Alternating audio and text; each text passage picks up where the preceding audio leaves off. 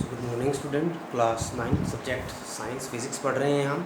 आज इसका question number 15 करेंगे। सबसे पहले मैं क्वेश्चन रीड करूंगा और जो जो चीज़ें क्वेश्चन पर हैं वो मैंने बोर्ड पर रिप्रेजेंट कर दी है।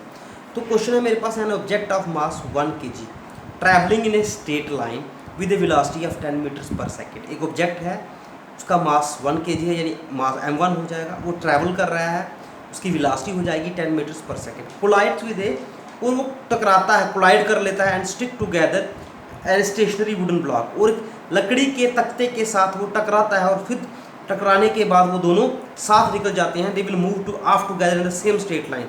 आपको दोनों का मोमेंटम निकालना है, और just before impact and after impact, टकराव से पहले, टकराव के बाद, और वेलोसिटी निकालनी है कंबाइंड ऑब्जेक्ट की। तो ये चीज़ें कुछ थी जो मैंने दी हुई है, मैं इनको पढ़ूंगा। सबसे पहले उसने मुझे दिया है मास ऑफ द ऑब्जेक्ट, जिसको मैं m1 रखूंगा, जो है 1 kg, ये टेक्स्ट बुक में है। Then velocity of the object before collision v1, वो 10 मीटर पर सेकंड किताब में दी हुई है।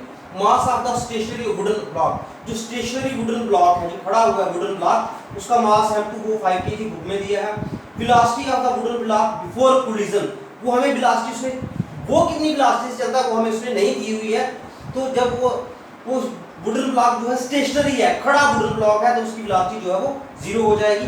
अब मैंने निकाला टोटल मोमेंटम बिफोर कोलिजन, टकराव से पहले उसका मोमेंटम होता है product of mass and velocity m1 v1 plus m2 v2। ये पहले का है, पहले की वेलोसिटी m2 और v2। अब m1 यहाँ पे मेरे पास क्या है, ये देखिए m1 मेरे पास है, यहाँ पे m1 है मेरे पास 1 kg इंटू वेलोसिटी पहले की कितनी है 10, प्लस m2 मेरे पास है 5 और वेलोसिटी है 0।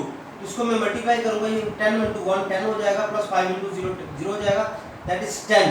तो मोमेंटम जो है, टोटल मोमेंटम बिफोर कोलिजन जो मेरे पास 10 बन जाएगा।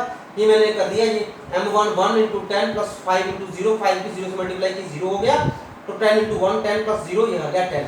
अब then it is given that, ये मुझे पहले भी था लॉ में, it is given that after collision टकराव के बाद the object and the wooden block stick together. उसने बुक में लिखा हुआ है कि कोलिजन के बाद वो दोनों एक दूसरे के साथ, उनका टकराव हो जाता है। जैसे ही कोलिजन होता है, it is given that after the collision के बाद the object and the wooden block, जो ऑब्जेक्ट है और जो वुडन ब्लॉक है, वो दोनों स्टिक एक साथ जुड़ जाते हैं, स्टिक हो जाते हैं।